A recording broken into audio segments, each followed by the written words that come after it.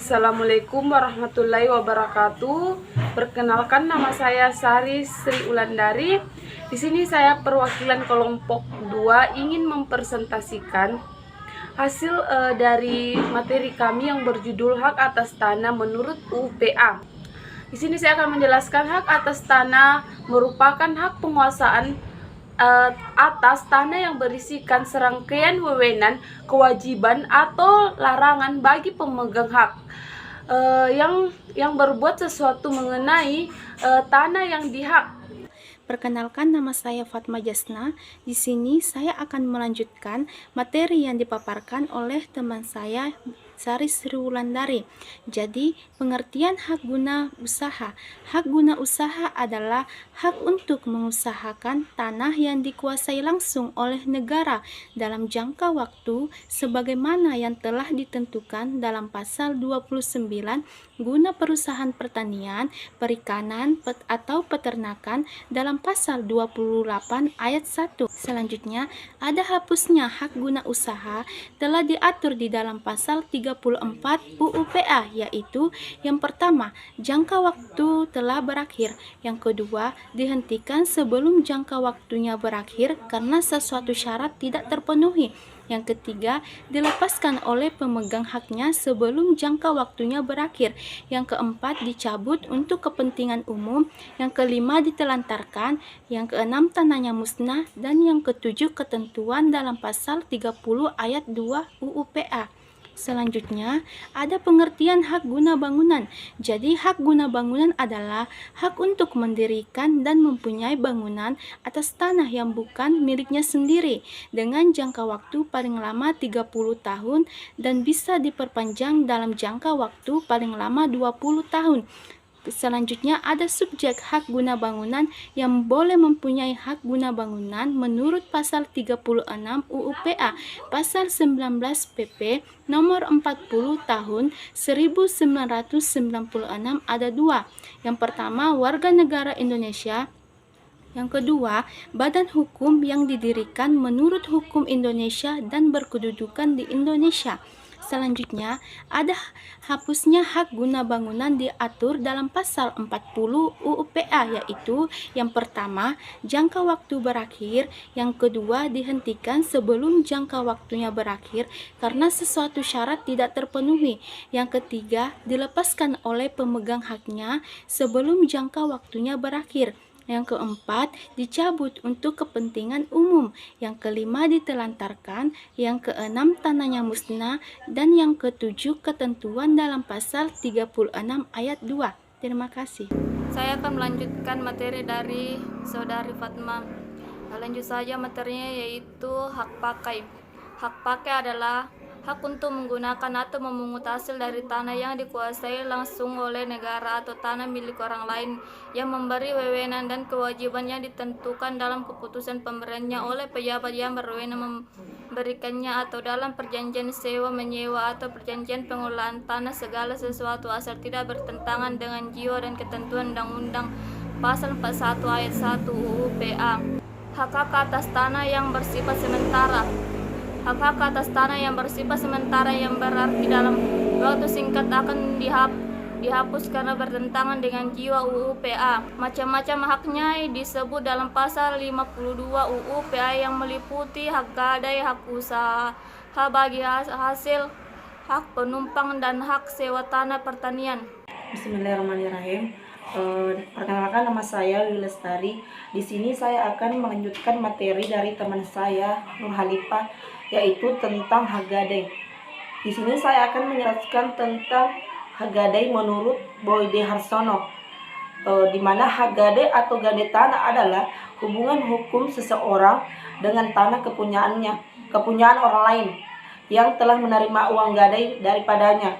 Selama uang gadai belum dikembalikan, tanah tersebut dikuasai oleh pemegang gadai. Selanjutnya itu tentang ciri-ciri gadai menurut hukum. Yang pertama, hak menebus tidak mungkin kadaluarsa atau pemegang gadai itu selalu berhak untuk menggulagadaikan tanahnya. Yang kedua, yaitu tentang pemegang gadai tidak boleh menuntut supaya tanahnya segera ditebus. Selanjutnya yang ketiga, tanah yang digadaikan itu bisa secara otomatis menjadi milik pemegang gadai bila tidak ditebus. Selanjutnya itu hapus hak gadai. Di sini saya akan menjelaskan tentang hapus hak gadai. Tanah gadai telah ditebus oleh penjual gadai. Yang kedua itu hak gadai telah berlangsung 7 tahun atau lebih. Dan yang ketiga itu adanya keputusan pengadilan yang menyatakan bahwa pembeli gadai menjadi pemilik atas tanah yang digadaikan karena pemilik tanah atau penjual gadai tidak mampu untuk menebus dalam jangka waktu yang telah disepakati atau ditentukan oleh kedua belah pihak dalam gadai tanah tersebut. Dan yang keempat itu ada tanahnya dicabut untuk kepentingan umum, dan yang terakhir itu tanahnya musnah. Nah, oke, baiklah, saya akan melanjutkan materi dari teman saya, yaitu hak usaha bagi hasil. Hak usaha bagi hasil dapat diartikan sebagai suatu perjanjian di mana seseorang memperkenankan atau mengizinkan orang lain dalam hal untuk menggarap tanahnya dengan membuat suatu perjanjian bahwa waktu dari hasil panen tanaman tersebut akan dibagi sesuai perjanjian yang telah dibuat. Nah, contohnya apakah itu hasil dari hasil penjualan atau uang atau hasil produksi. Berdasarkan pasal 1 huruf C Undang-Undang Nomor 2 pada tahun 1960, pengertian perjanjian bagi hasil adalah perjanjian dengan nama apapun juga yang diadakan antara pemilik pada suatu pihak dalam undang-undang ini disebut penggarap dengan pembagian antara kedua belah pihak seperti latar belakang dikeluarkannya undang-undang tersebut. Selanjutnya tujuan dibentuknya aturan mengenai perjanjian bagi hasil. Selanjutnya penjelasan dan ketentuan perjanjian bagi hasil menurut Undang-Undang Nomor 2 Tahun 1960. Selanjutnya hapusnya hak usaha bagi hasil. Perkenalkan, nama saya Isra Ismail. Baiklah, di sini saya akan menjelaskan tentang hak menumpang dan hak sewa pertanian. Hak menumpang adalah hak yang memberi wewenang kepada seorang untuk mendirikan dan menempati rumah di atas tanah perkarangan milik orang lain.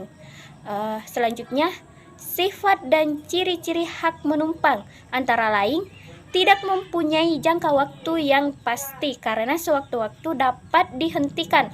Hubungan hukumnya lemah, yaitu suatu waktu dapat diputuskan oleh pemilik tanah jika ia memerlukan tanah tersebut.